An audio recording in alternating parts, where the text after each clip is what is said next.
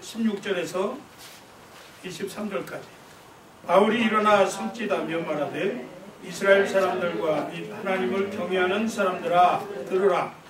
이 이스라엘 백성이 하나님이 우리 조상들을 택하시고 애굽 땅에서 나그네 된 그 백성을 높여 큰 권능으로 인도하여 내사 광야에서 약 40년간 그들의 소행을 참으시고 가나안 땅 7족속을 멸하사 그 땅을 기업으로 주시기까지 약 450년간이라.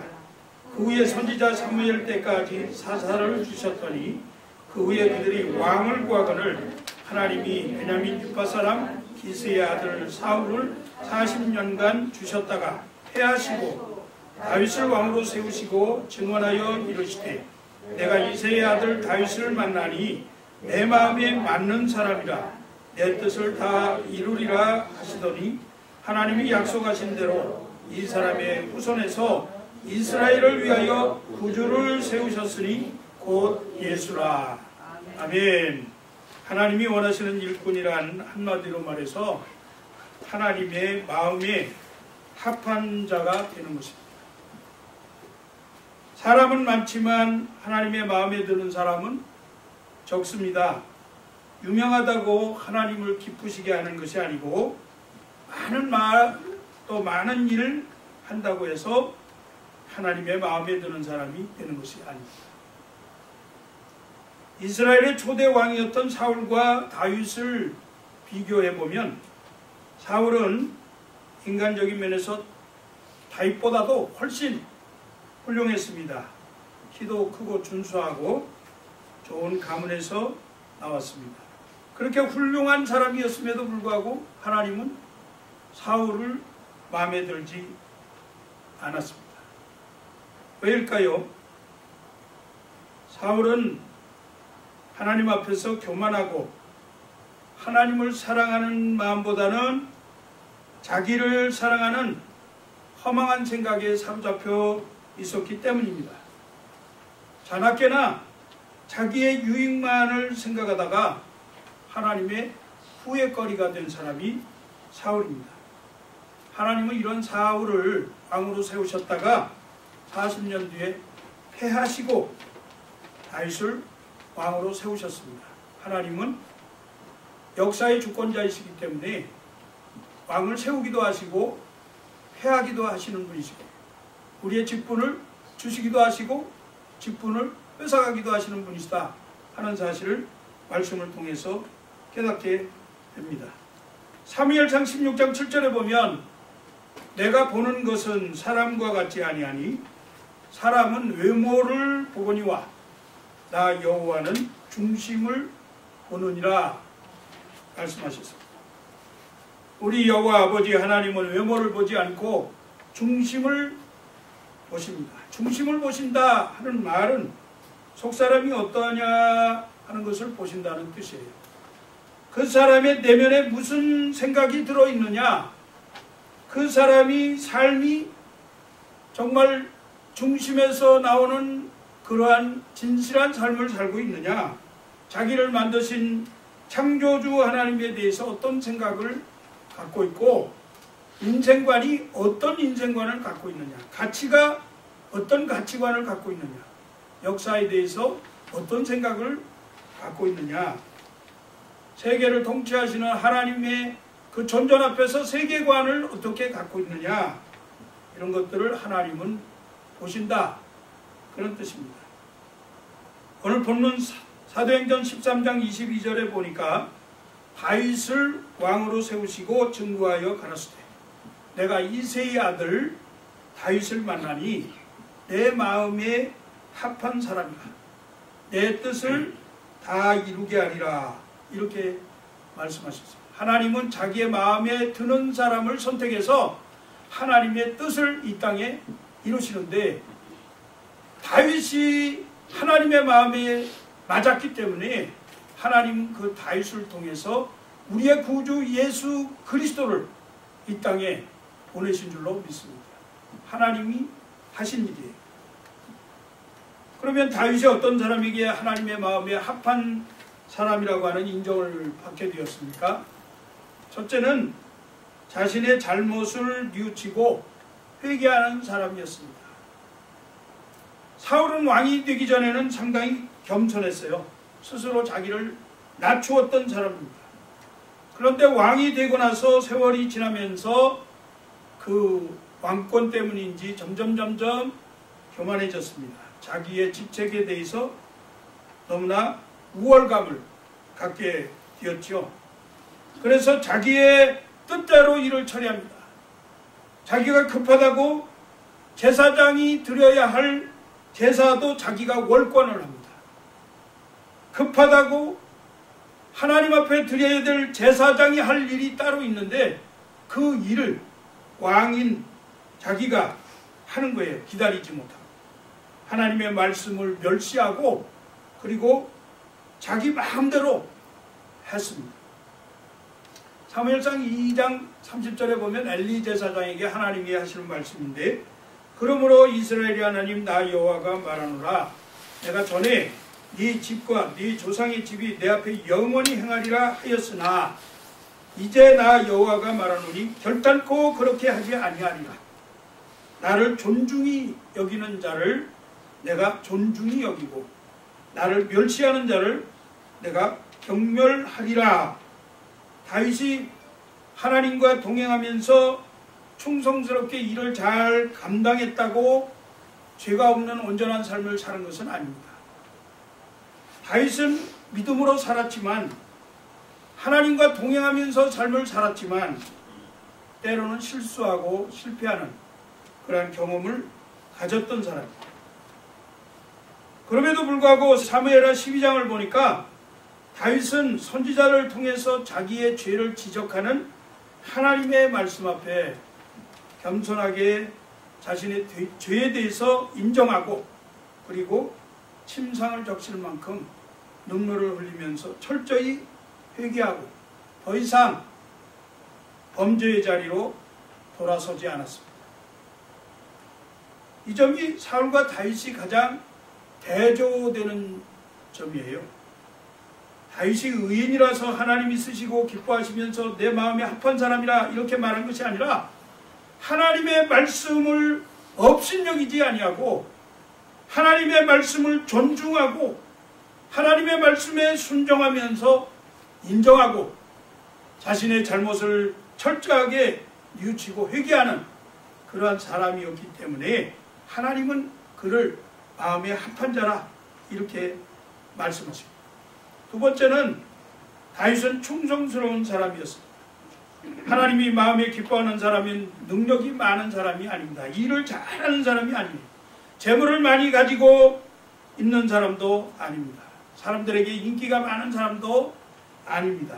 하나님의 마음에 합한 사람은 주어진 자신의 임무에 대해서 부족하지만, 경험이 적지만, 할 만한 실력이 없지만 최선을 다해서 충성스럽게 섬기는 사람이 하나님이 기뻐하시고 하나님의 마음에 드는 사람이다 하는 거예요. 다윗은 하나님이 주신 직분, 어떠한 처지에 있든지 어떤 환경이든지 어떤 자리이든지 그 자리에서 최선을 다해서 충성하고 하나님을 섬겼던 그런 사람. 양치기로서 목동으로서 해야 될 일이 있을 때는 목동으로서 최선을 다해서 자기 양치기를 감당했습니다. 청년 시절에는 사울왕을 섬기는 자리에 들어갔는데 악사로서 요즘말로 하면 하프를 이렇게 치면은 사울왕이 정신병이 좀 있었나 봐요. 그래서 그 음악을 들으면 정신이 온전해지는 그런 일을 했는데 다윗이 사울왕 앞에서 그것을 했습니다. 그렇게 자기를 위하고 섬겼던 이런 다윗을 사울왕이 이유도 없이 잡아서 죽이려고 하고 질투하면서 끝까지 쫓아다녔는데, 그럼에도 불구하고 다윗은 자기가 유랑 생활을 하면서도 다른 나라의 망명 생활을 가서도 사울을 절대로 배신하지 않았습니다. 그리고 섬겼습니다. 다윗은 왕이 되어서 자기 백성들을 섬기는 그러한 아주 좋은 왕이 됐어요. 무엇보다도 하나님을 잘 섬기는 자리에 들어갔던 하나님의 백성이었습니다. 다윗이 자기에게 맡겨진 일에 충성을 다하는 자세가 사무엘상 17장 34절 이하에 기록되어 있는데 이렇게 말씀합니다. 양치기 때의 경험을 얘기하는데 다윗이 사울에게 말하되 주의 종이 아버지의 양을 지킬 때에 사자나 곰이 와서 양떼에서 새끼를 몰아가면 내가 따라가서 그것을 치고 그 입에서 새끼를 건져내었고 그것이 일어난 나를 해하고자 하면 내가 그 수염을 잡고 그것을 쳐 죽였나이다. 사자나 곰이 왔을 때 자기 양떼를 돌보는 일을 목숨을 걸고 양치기로서 했다는 거죠. 이것이 어떤 면에서 목사인 저에게 목회 원리가 되는지도 모르겠습니다. 우리의 양들을 건드는 사탄 마귀가 덤벼든다고 한다면 저는 정말 그 사탄 마귀의 수염을 잡고 그 입을 찢으면서 악착같이 우리 양들을 돌보는 그러한 목사가 돼야 될 거라고 저는 생각합니다. 아멘. 이것이 중요한 교훈이에요. 하나님을 진심으로 믿고 사랑하는 사람은 반드시 동시에 자신의 삶의 현장에서 자기가 하는 일에 대한 자부심을 가지고 최선을 다하게 됩니다. 정직하게 성실하게 맡은 일을 감당합니다. 주위 사람들에게 유익한 존재로 세상을 풍요롭게 하는 그러한 주인공으로 살아가게 됩니다. 수많은 날들을 자기 일에 전문성을 확보하기 위해서 최선의 노력을 하고 땀을 흘립니다. 하나님을 신뢰하고 사랑하는 성도들은 반드시 이러한 삶을 살아야 된다고 저는 생각합니다. 다윗은 무엇보다도 작은 일에 충성을 다했던 인물입니다. 사람들은 흔히 외모를 보게 되지요. 사람의 인물, 학벌, 재산, 그리고 예의 바름 이런 것들을 봅니다. 그러나 하나님은 중심을 보신다고 말씀했습니다. 특별히 하나님이 맡기신 일이 아무리 하찮은 일이라 할더라도 충성을 다하는가 아니한가, 중심을 다해서 정말 그 일에 감사함으로 자원함으로 충성하는가 안 하는가 하는 일을 하나님이 지켜보시고 그 사람에게 하나님은 더 큰 일을 맡기시는 줄로 믿습니다. 작은 일에 중심을 다해서 충성하는 자가 큰 일을 맡아도 다 감당할 수 있기 때문에 그렇습니다. 그러나 작은 일에 충성을 다하지 않는 사람에게는 아무리 큰 일을 맡겨도 충성할 수 없기 때문에 큰 일을 맡기지 않습니다.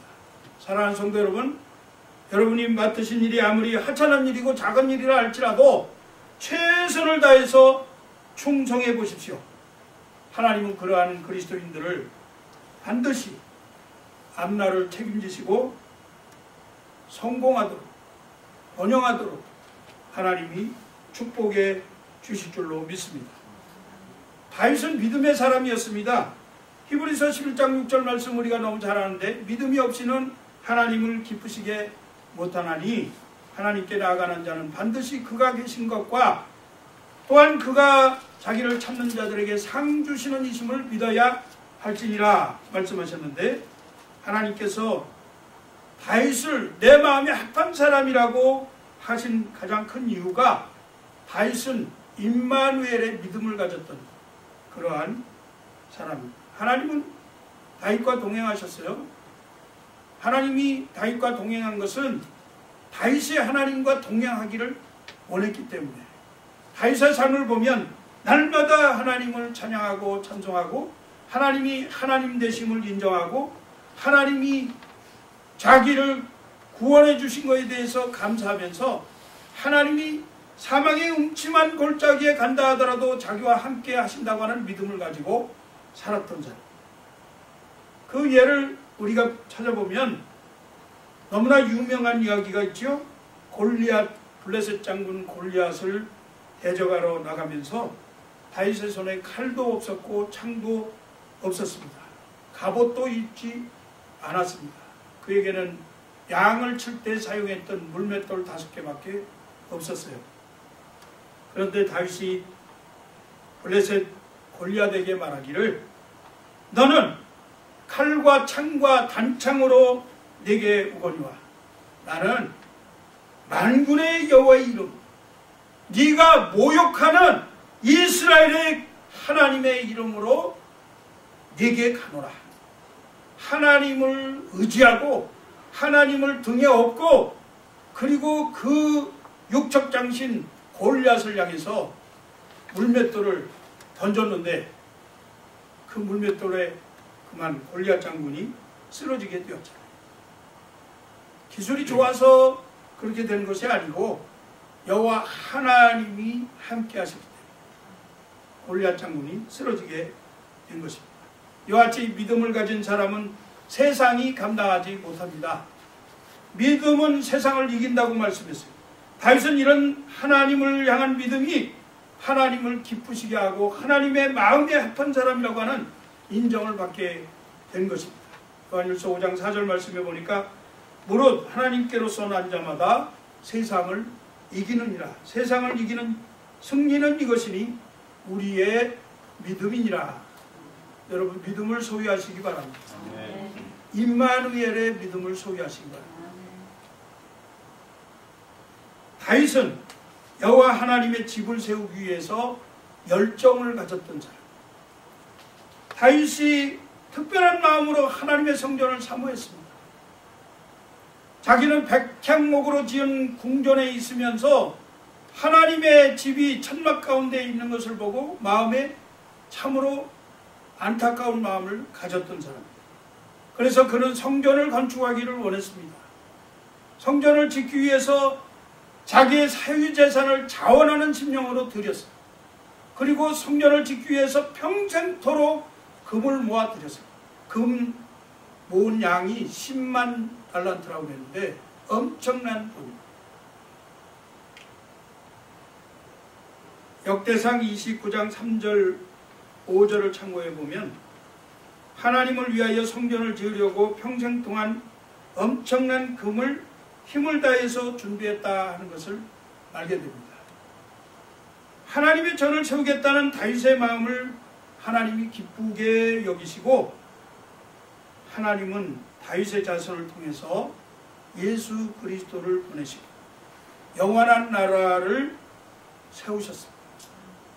사랑하는 성도 여러분, 여러분들께서 하나님의 교회를 세우겠다고 하는 그런 믿음을 소유하시기 바랍니다.